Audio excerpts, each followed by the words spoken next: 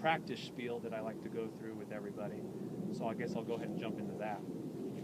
So what do you guys normally see when you come to this driving range? Like, what are people hitting? Do you guys ever observe other people and what they're hitting? Can you guys kind of just jump into that a little bit? Mostly drivers. Mostly drivers, right? Mostly drivers. Good. Mm-hmm. Why do you think that is? Because I think people feel like they have to be more comfortable with their driver to be more effective in their game.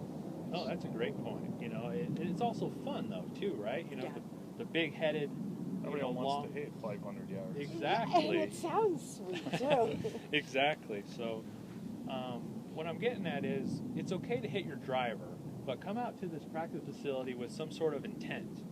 You know, come out here and work on drills and work on your swing. You know, don't just beat balls after balls. And trust me, I'm not a big believer of hitting 1,000 golf balls. I don't like doing that myself.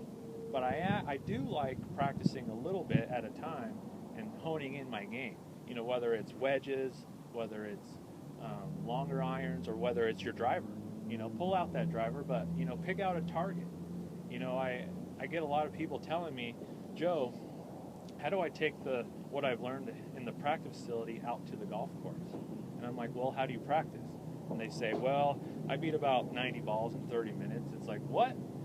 You got to play with some sort of intent and play like or practice as if you're playing.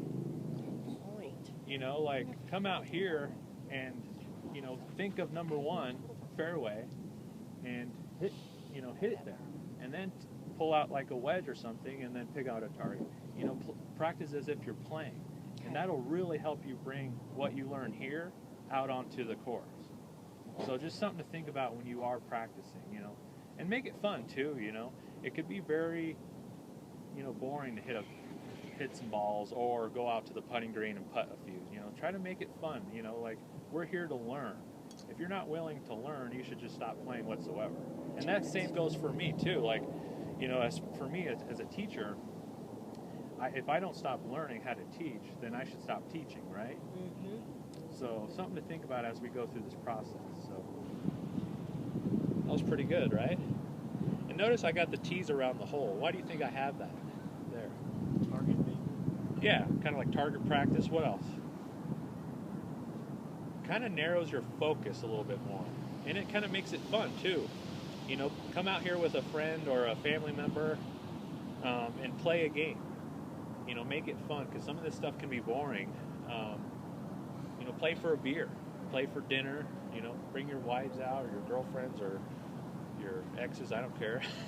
You know, bring them out and have some sort of kind of a game or something. You know, make it fun. Bring your daughter out. Does that make sense? Because this is the most important game, this short game part.